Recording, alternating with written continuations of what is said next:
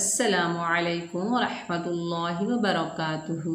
प्यारे बच्चों, कैसे हैं आप? उम्मीद करती हूँ आप खैर आफियत से होंगे। अल्लाह तबारक व तआला से दुआ है, अल्लाह तबारक व तआला आपको आपके वालिदैन का फरमाबरदार, आँखों की ठंडक और दिल का सुकून बनाए। आमीन सुम्मा आमीन। प्यारे बच्चों, प्रीवियस क्लास में हमने तख्ती नंबर 20 मश्क मुतफर्रिक कवायद में आपको इदगाम ताम के बारे में पढ़ाया था। मुझे उम्मीद है कि आपको अच्छे से समझ आ गई होगी कि इदगाम ताम किसे कहते हैं। आपने उस क्लास को अच्छे से देखा होगा, समझा होगा, पढ़ा होगा, प्रैक्टिस की होगी। तो आज की क्लास में भी हम इंशाअल्लाह ताला तख्ती नंबर 20 मश्क मुतफर्रिक कवायद क्या मश्क मुतफर्रिक कवायद का पार्ट 3 पढ़ेंगे। सबक शुरू करने से पहले मेरी छोटी सी गुजारिश है आपसे, आप अगर मेरे चैनल पर नए हैं तो मेरे चैनल को पहले सब्सक्राइब कीजिए, मेरी वीडियो को लाइक कीजिए और ज़्यादा से ज़्यादा शेयर कीजिए। तो चलिए सबक का आगाज़ ताऊज़ और तस्मीया की तिलावत से करते हैं। अऊज़ु बिल्लाहि मिनश शैतानिर रजीम। बिस्मिल्लाहिर्रहमानिर्रहीम। तख्ती नंबर 20 मश्क मुतफर्रिक कवायद। प्यारे बच्चों, यहाँ पर देखिए पार्ट 2 में हमने यानी पिछली वीडियो में पार्ट 2 में मैंने आपको इदगाम ताम के बारे में बताया था कि इदगाम किसे कहते हैं। इदगाम के मानी है मिला देना, मुदगम कर देना, साकिन हर्फ को मुतहरिक हर्फ के साथ मिला देना इदगाम कहलाता है, यानी दो हर्फों को ज्वाइन करना। इदगाम ताम किसे कहते हैं? जब हम इदगाम कर रहे होते हैं तो पिछले हर्फ की सिफ्त बाकी ना रहे, यानी यहाँ पर जब हमने इदगाम किया तो ता का तौ में इदगाम जब हुआ तो ता मुकम्मल तौर पर तौ में मुदगम हो गया, ता की सिफ्तें बाकी ना रही, तो इसे क्या कहते हैं? इदगाम ताम। तो आज की वीडियो में इंशाअल्लाह ताला इदगाम नाकिस के बारे में हम पढ़ेंगे कि इदगाम नाकिस किसे कहते हैं। प्यारे बच्चों, इदगाम करते वक्त जब पीछे वाले हर्फ की सिफत बाकी रहे तो उसे क्या कहते हैं? इदगाम नाकिस। यहाँ पर देखिए ज़ेल के कलमात में तौ का ता में इदगाम हुआ है। तौ की मोटाई को बरकरार रखते हुए ता पढ़ाएं, तौ में कलकला और सकता भी ना होने दें। यहाँ पर भी बिल्कुल जैसे हमने इदगाम ताम किया, इदगाम तो बिल्कुल वैसे ही होगा, लेकिन पीछे वाले हर्फ की सिफ्त बाकी रहेगी। यहाँ पर देखिए जब हम इदगाम करेंगे, इदगाम यानी मिलाएंगे, दो हर्फों को ज्वाइन करेंगे, तौ का ता में जब इदगाम होगा तो तौ जो है तौ की सिफ्त इस्ताला बाकी रहेगी।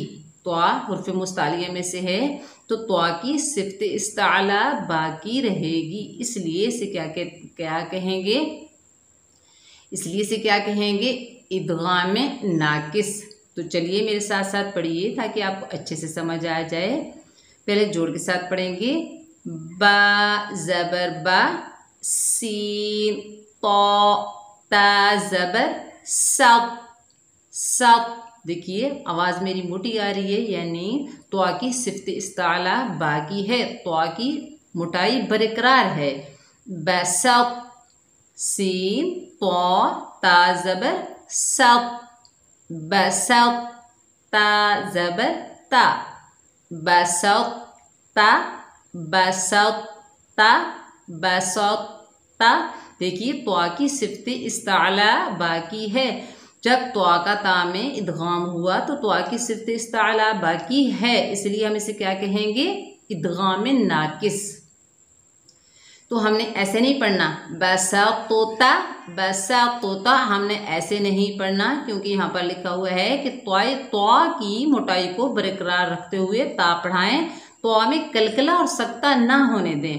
बसौता ऐसे करके नहीं पढ़ना, क्योंकि इसमें सकता हो जाएगा और कलकला हो जाएगा। बस तौ की सिफ्त इस्ताला बाकी रहे। नेक्स्ट पढ़िए। हमजा ज़बर आ, हा, तौ, ता ज़बर हौत, अहौत, ता पेश तू, अहौत तू, अहौत तू।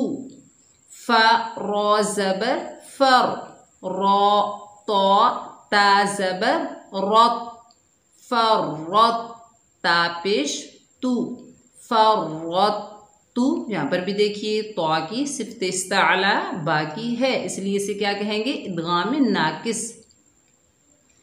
फ रॉ ज़बर फर, रॉ तो ता ज़बर रत, फरत, ता मीम पेश तुम, फरत तुम, फरत तुम।